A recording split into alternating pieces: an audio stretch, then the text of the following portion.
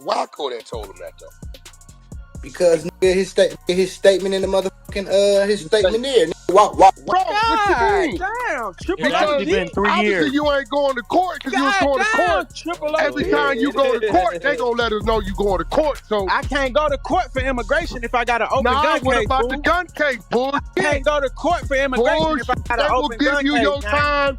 Wack 100 been shouting snitch like it's his favorite word, throwing it at everybody who breathes wrong. But now, tables might have turned. A leaked wiretap tied to 21 Savage just shook the whole room. People pulling out receipts from Wack's old 2005 federal gun case, and the streets buzzing like, what if Wack been playing both sides this whole time? Imagine that.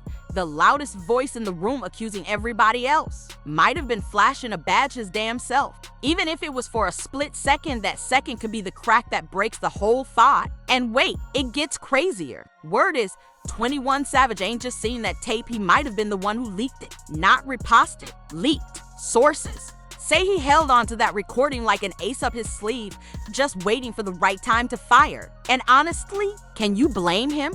Wack been dragging 21 for years, calling him a snitch, accusing him of cutting deals with ICE to dodge deportation, even trying to throw him in the YSL mess. Through it all, 21 stayed chill, dropped a couple slick lines, but kept it G. So, if he really unleashed that wiretap, that's not a diss, that's a chess move. No words needed. Let the tape speak louder than any clapback. After all the clubhouse shots Wack been sending, 21 might have finally answered without saying a thing. And when you really line up the dots, it's looking like Wack been screaming rat just to keep folks from sniffing around his tracks. And this suspicion ain't new. A while back, folks whispered that Big U got hit with RICO charges. But before he turned himself in, he dropped a video straight up accusing Wack of being in bed with the feds. That's no small claim. And now, it's starting to look real shady. See, before the RICO even went public before headlines, arrests, or court dates, Wack already knew what time it was. He hit up Big U's wife, told her it was emergency mode, he gotta leave now. Wait, hold on, that was before anything even popped off. Why he moving like Homeland Security? That ain't no friendly heads up, that sound like a setup. Like Wack had insider info, gave a fake warning, and tried to play hero after possibly tipping the feds. And then when Big U got booked, Wack jumped online wilding out, saying Big U was a snitch, claiming he had a secret BlackBerry talking to the feds. But honestly, that just made people side-eye him even harder. Like, why you always got advance notice? How you always in the mess but never caught with dirt on your hands? That call to Big U's wife, that didn't sound like concern. That sounded like somebody playing double agent, trying to look like the good guy while standing right next to the fire he maybe lit. But somehow, Wack never got touched like the fire burned all around him, but he stayed ice cold in the middle. That's when folks started squinting at him different. Not like some street certified gatekeeper, but maybe a master actor playing watchdog while hiding behind a whole different mask. And this rabbit hole, it don't start here. You gotta rewind all the way back to 2005. Wack and his brother got pulled over in Texas simple speeding stop. Nothing wild at first. Cops asked the usual, where y'all headed? Wack says they're on their way to a funeral in Oklahoma. But when they refuse to let the car be searched, the cops bring in the dogs. That's when the game changed. The K9 finds a loaded shotgun, a rifle, and a pistol. All real, all ready to go. Now here's the part nobody's brushing under the rug. Both Wack and his brother were already convicted felons. That alone means federal charges, guaranteed time. That kind of bust don't just end with a warning. It ends careers. But somehow, Wack makes bail and slides back to law, like it was just another traffic stop. Then boom, silence. 2 years pass. No trial, no updates, dead air. And then, case dismissed. Not tossed for bad evidence. Not due to a technicality.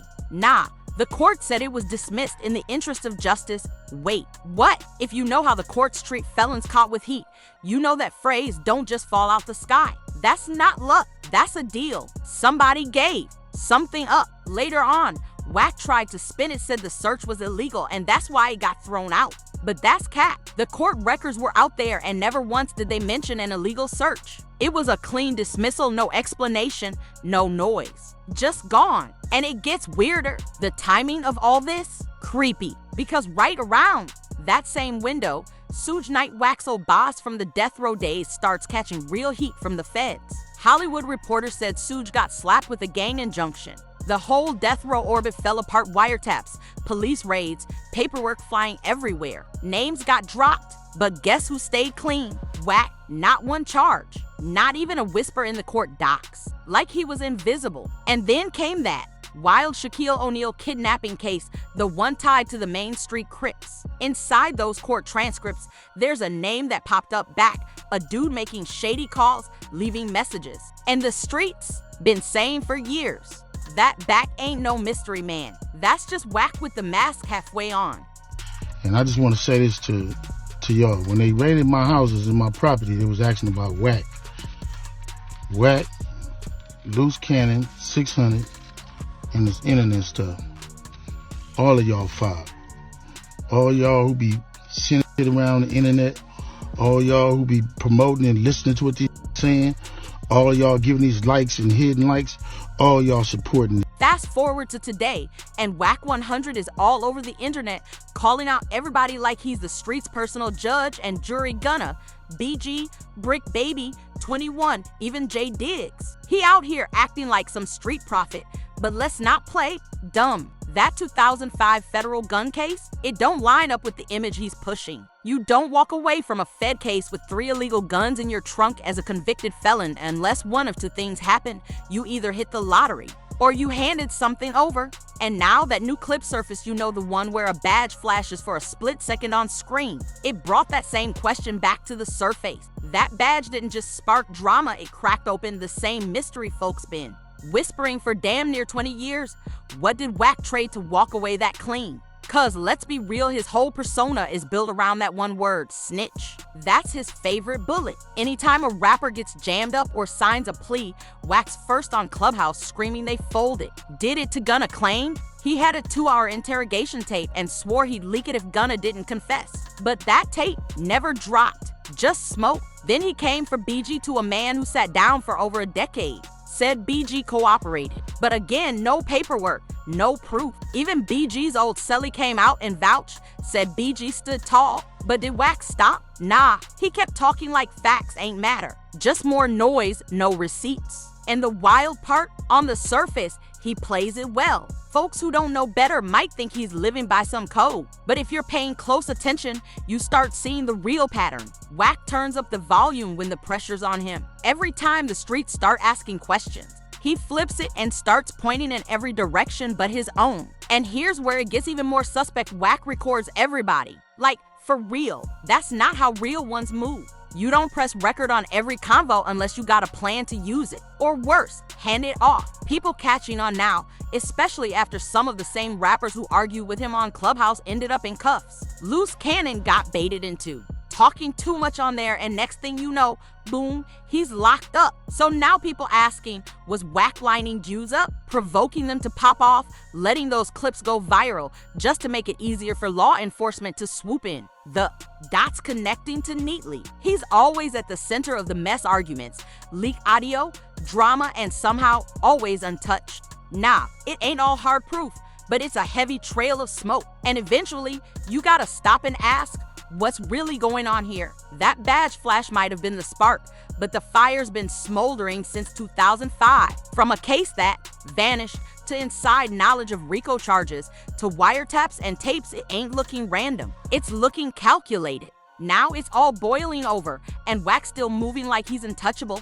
But now the streets are piecing it all together, and the picture that's forming, it's ugly. That wiretap didn't just catch a random slip up, it cracked open a whole playbook. Folks starting to see this ain't just about clout chasing or petty beefs. It's about control. Wack been building this dirty little empire off whispers, fear, and power moves. Think about it, why would someone always strapped with dirt on everybody be so quick to record, leak, and stir the pot? It's never enough to get him burnt, just enough to keep folks nervous. Like he's sitting behind the curtain, pulling strings, acting like the realest one in the room while he's puppeteering the whole circus. But the mask is slipping. Even his old allies starting to back away. People in the industry, the ones who once clapped for him, going quiet. Labels, silent. Artists ain't shouting him out like before. That Clubhouse King vibe he ran with is fading fast. Cause once the streets suspect you might be a plant, or worse, using your platform to line others up, the loyalty evaporates. Respect turns into side eye. And at the center of it all,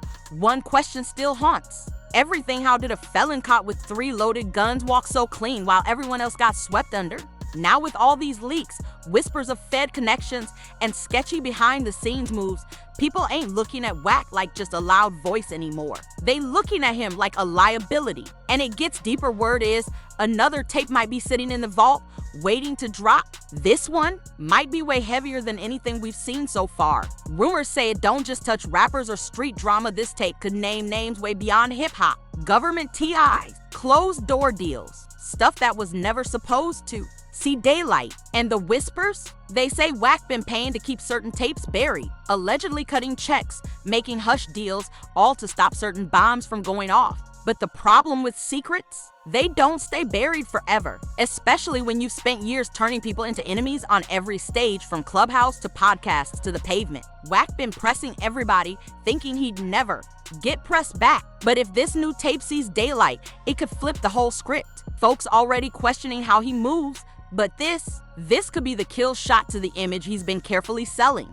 All that tough guy energy, all that finger pointing, it might not just fall apart. It might get exposed for what it really is: projection. And let's be honest, if the streets get their hands on real, solid proof, something they can see with their own eyes, Wack 100's reign might be finished. For real this time. There's only so many times you can spin a story before the truth starts screaming louder than any mic you hold. And when that next tape finally hits the internet, it's a wrap. All the years of Wack dodging questions, flipping narratives, and calling everybody else out, it could all crumble with a single play button. This ain't just sloppy drama, it's strategy. And the deeper folks dig into the timeline, the more it all starts clicking. Wack wasn't hiding behind the scenes, he was front and center the whole time. Look at the pattern. Every rapper he's called a snitch. No paperwork, no facts, just loud talk and smoke. But who's the name that keeps popping up whenever sealed files get leaked, when cases disappear, or when the feds suddenly know too much? Wack 100. That's why this hits different. It's no longer about proving he's Fed connected. It's about what that means if he is. If Wack's been plugged in from the start, orchestrating chaos while preaching loyalty, then everything we thought we knew about the street code, about who's real and who runs this culture, might have been fake the whole time. Yeah, folks online joke about it, laugh in comment sections. But there's nothing funny when careers crash, families get hit, and real lives get caught in the fallout, all off the words of one man behind a mic. And now, that same man who made a name calling everyone else a snitch, he's the one being looked at sideways. People asking that one question nobody ever wanted to say out loud: what if Wack was wired from the beginning? Cause if that's true, then this game been tainted for years, set up from the inside. And the wildest part, Wack's still out here talking, still going live, still throwing shade and kicking dust like nothing's closing in. But whatever comes out of his mouth next might be the final blow, the match that lights the whole setup on fire. If you're watching this and feeling just how deep this goes, hit that subscribe, smash the like, and drop your thoughts in the comments. Cause one thing's for sure, this story, it's far from over. Stay tuned.